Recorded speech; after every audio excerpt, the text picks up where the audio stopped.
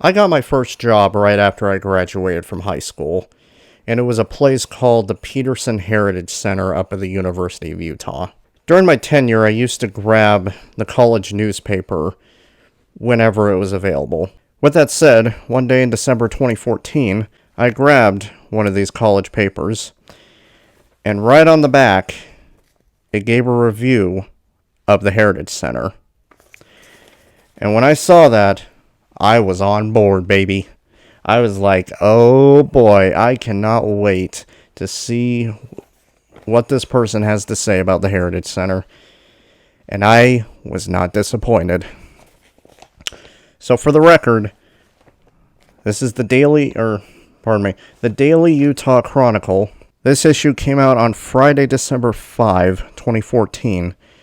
It is volume 124, number 70. It is a letter to the editor written by a U student named Jackson Fountain. Mr. Fountain, if you're reading this right now, first of all, thank you. Second of all, great name. And with that said, I'm going to read this entire article, or letter, in full. Here we go.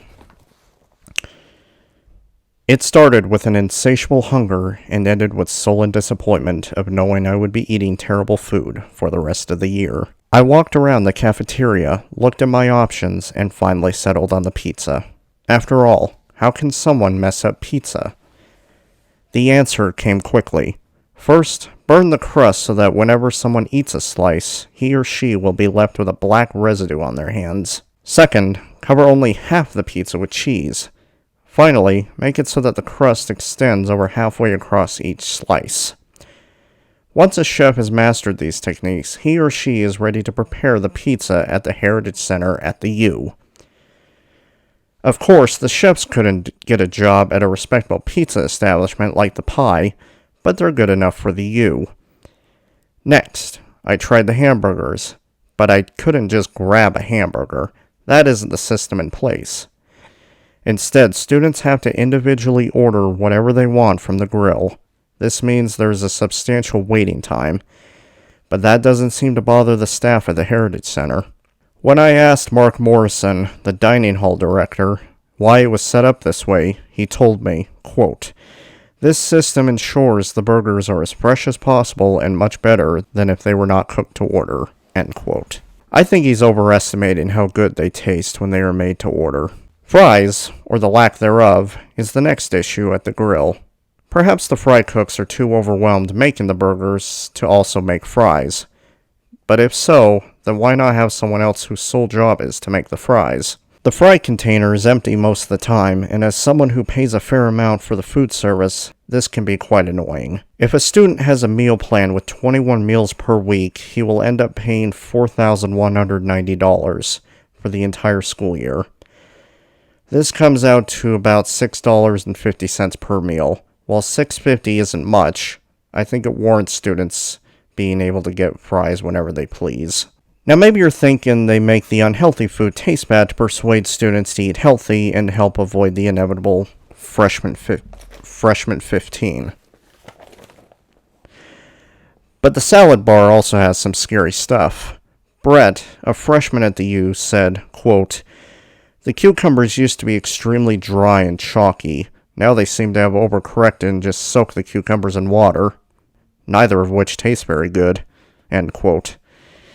I asked another student, Sean, what he thought of the food. Quote, "Pretty much everything is nasty. Oh, except for the unlimited soft serve ice cream. That stuff is great." End quote. I agree with Sean about the ice cream, but I don't think a diet consisting of exclusively ice cream is sustainable. A common issue students have with the food service is the times that they serve their food. College kids often have busy, irregular schedules, which can make it difficult to eat at a normal time. Unfortunately, the Heritage Center does not do much to accommodate them. Between 2 p.m. and 4:30 p.m., no food is prepared. If you want food, then you're out of luck, except for leftovers. The U's food service reflects the values of American society. Rather than spending more time on improving their product, they would rather cut corners and ensure profits. Food companies, just like all other companies in capitalistic America, disregard consumer well-being and focus on how they can benefit themselves economically. I am unable to give a sparkling review to the Heritage Center. As much as I wish the food there was great, it falls short. I dread my meals there, and often I choose to eat ramen in my room rather than eat whatever they are serving. I guess it wouldn't be a true college experience without copious amounts of ramen being involved. On the bright side, at least I won't have to worry about the freshman 15. End quote. Again, Mr. Fountain, top-notch article. However, a few notes. First of all, again, like you said, I totally agree with the ice cream. Same with me when I worked there. That was pretty much the only thing I could eat, was the ice cream. I don't know why I'm talking to Jackson directly, but hey, screw it. Right? You should have seen it during breakfast. Like, I came in at 7 o'clock every single day. You should have seen it during breakfast. Because the eggs, oh boy, like, you could tell that the eggs were like the powdered eggs. They weren't real eggs. You know. And every single day, they would make pans, like several pans of eggs, and no one would eat them. It's like, or at least very few people would eat them. And every single day we would be just tossing out those eggs, just scrape, scrape, scrape. And pretty much everything else was gone for the most part, or, you know, but the only thing that pretty much looked untouched every day that I worked there for 5 months were the eggs. It was amazing, really. I think maybe a few times there was like, maybe half the eggs were gone. Like, half of the tray of eggs were gone, but I think that was probably the most I ever saw. But anyway, the second note I have was near the end, when you say, the used food service reflects the values of American society. Like, calm down. Alright, Jackson, calm down. Alright? I get what you're trying to do. You're kind of trying to do, like, this hippy-dippy thing, but, you know, relax. In a way, you can pretty much say that about any restaurant, really.